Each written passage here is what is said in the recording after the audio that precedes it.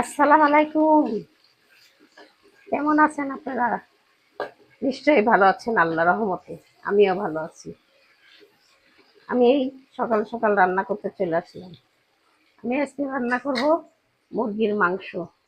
মুরগির মাংস দিয়ে সয়াবিন ভুনা ভুনা করবো। এই যে মুরগির মাংস দিয়ে যে সয়াবিন আমি আগেই গরম পানি দিয়ে ধুয়ে নিছি। তা ভাই বোনেরা, এবার আপনারা দেখতে থাকেন আমি কেমনে রান্না করি। আমি দিয়ে দিলাম গরম মশলা, দারচিনি, এলাচ।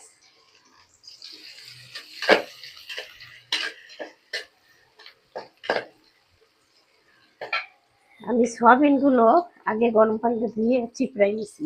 আমি এখন সয়াবিনগুলো এর মধ্যে দিয়ে দিলাম। সয়াবিনগুলো একটু ভেজে নিই তেলের সাথে, তাহলে ভালো হয়।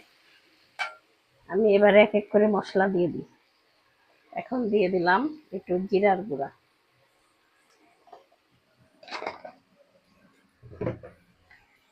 এবার একটু দিয়ে দিচ্ছি মুরগির মশলা,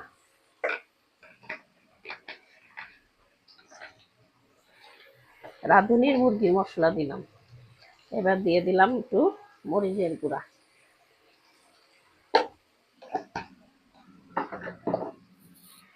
এবার আমি দিয়ে দিচ্ছি পরিমাণ মতন হলুদের গুঁড়া।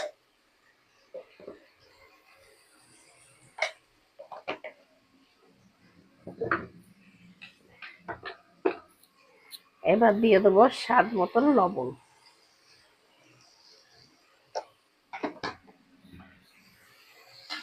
এরপর আমি কিন্তু এখনো আদা রসুন বাটা দিইনি। এবার আমি আদা রসুন বাটা দিব।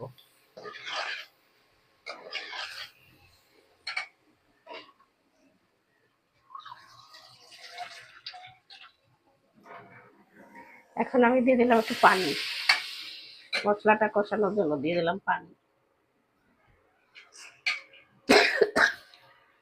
এর সাথে দিয়ে দিলাম মুরগির গোশ।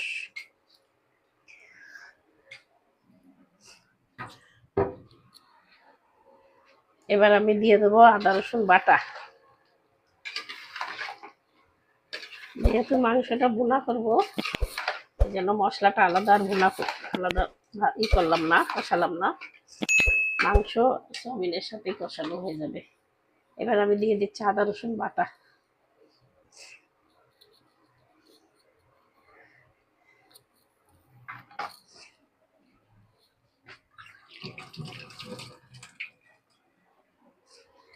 এবার সব মশলা দিয়ে আমি ভালো করে নাড়াচাড়া করে এবার আমি ঢেকে দেবো।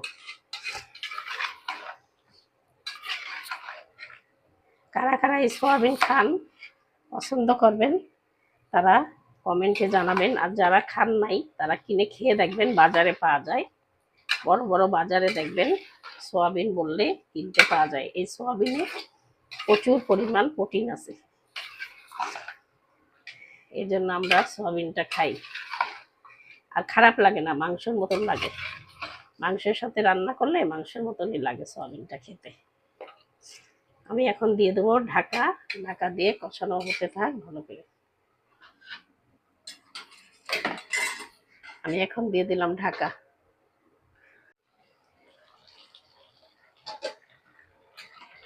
আমার মুরগির গোশটা সয়াবিনটা কষানো হয়ে গেছে।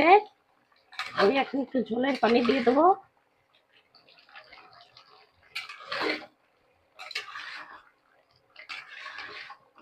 কত সুন্দর কালার আসছে দেখেন, মাশাআল্লাহ বলবেন দেখে সবাই। আমি এখন এই যে একটু ঝোল দিয়ে দিই।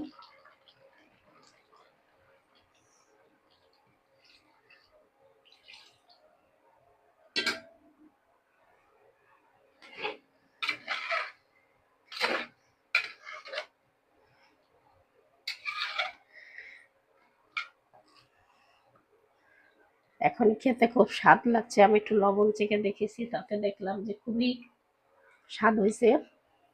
আর শুধু আমি এটা না, আমি আর একটা নিরামিষ রান্না আমার হয়ে গেছে।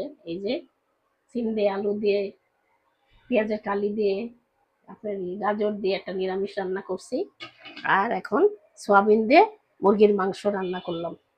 তা আবার ঢাকা দিয়ে দেবো, একটু পরে আবার আসছি আপনাদের কাছে। আমার তরকারিটা হয়ে গেছে, মুরগির গোশত দিয়ে এই যে সয়াবিন রান্না দেখেন। আমি এখন চুলাটা বন্ধ করে দেবো। তা ভাই বোনেরা, আপনাদের এরকম করে রান্না করে খেয়ে দেখবেন, আশা করি ভালো লাগবে। আর যদি ভালো লাগে তাহলে আমার লাইক কমেন্ট শেয়ার করবেন, সাবস্ক্রাইব করবেন, আমার পাশে থাকবেন। আমি এখানে শেষ করলাম, আল্লাহ হাফেজ।